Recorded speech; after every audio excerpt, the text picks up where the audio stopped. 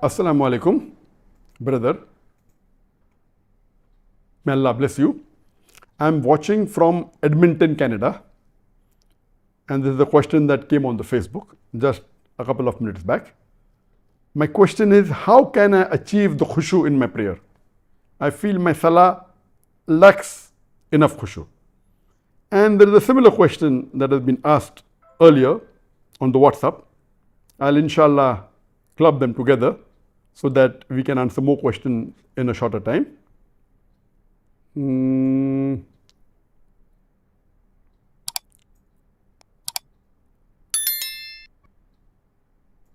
Yes, this question was asked on the WhatsApp sometime before, maybe a couple of days ago. Abdus Soban from Bangladesh, currently living in USA. My question is, could you kindly suggest us some ways or tips to concentrate better in our prayers and gain taqwa, fear of Allah? A similar question is posed by Muhammad Imran Hussain. Assalamu alaikum, sir. My name is Imran from Chittagong, Bangladesh. When I stand in my prayer, I remember the worldly things and I keep thinking over and over again about the moments of talking to my friends. How can I increase my attention in prayer? A similar question again by Zarin Khandakar. Assalamu alaikum, sir. I'm from Bangladesh. Many children and adults ask, what should we imagine while praying to Allah? Should it be the Kaaba or should we ask them to imagine space? And there are many such questions asking mainly on how should we concentrate on the Salah. And this problem of your mind deviating during Salah is common.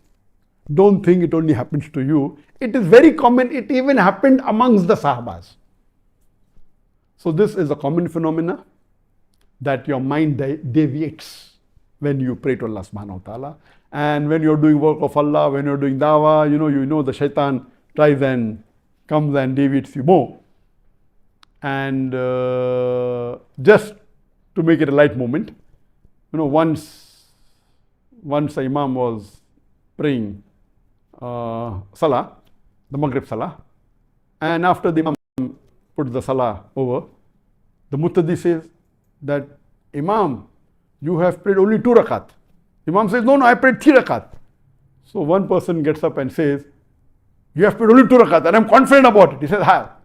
Because in my Maghrib Salah, I calculate the profits of my business. Now I wasn't able to complete it. That means you have not finished all the 3 rakat.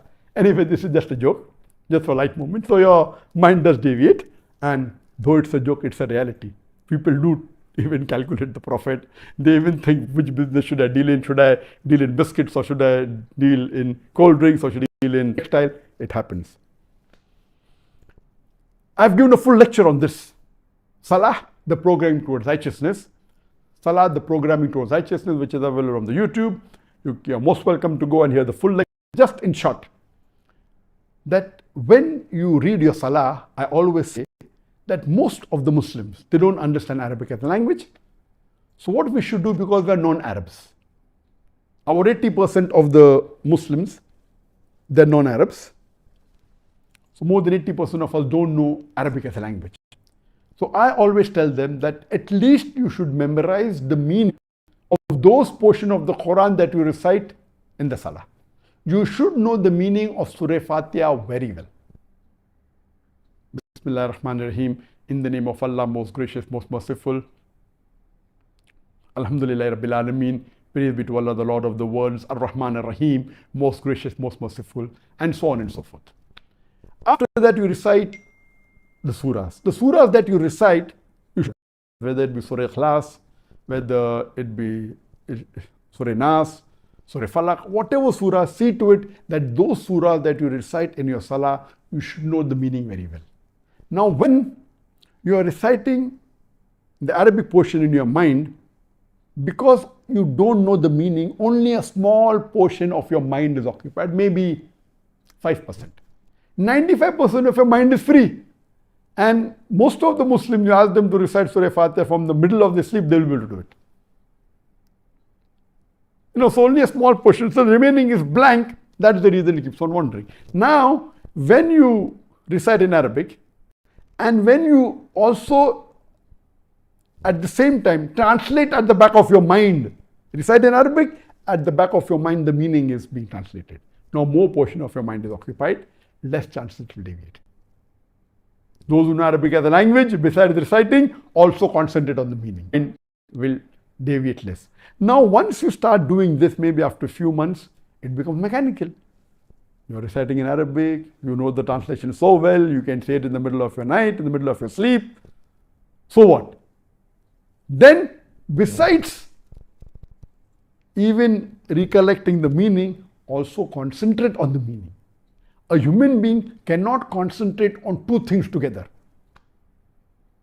You can concentrate 50-50%. For example, while driving a car, you are concentrating partly and also talking, no problem. But if you're reading a book, you can read a book and even listen to something else, but your concentration is divided. But if 100% you want to concentrate on reading the book and the meaning, you cannot do 100% reading the book and understanding the meaning and doing something else. No. So similarly, when you are reading the salah, in your salah, when you're reciting the Quran, recollect the meaning, concentrate on the meaning. The more you concentrate on the meaning, less will your mind deviate. And less chances these evil thoughts will come. Less chances you will think of something else. So that's the reason. But to concentrate, you should know the meaning. If you don't know the meaning, how will you concentrate? This is the most important factor for concentrating and for getting khushu in salah. And you try this, it will get you wonders. But your concentration level also keeps on differing. The more you concentrate, the more you will get the khushu in salah. Even for the children, tell them the meaning of Surah Fatiha, of Surah Ikhlas. And that time it's not necessary that you have to think of something. Concentration itself occupies your mind. You don't have to see an image. I don't see any image. Yes, if you don't have anything, then you may have to bring an image like Kaaba, etc. But when you're concentrating on the meaning, image is not required and you'll get the real khushu. Hope that answers the question in brief. For more details, you can see my talk on Salah, the programming towards righteousness.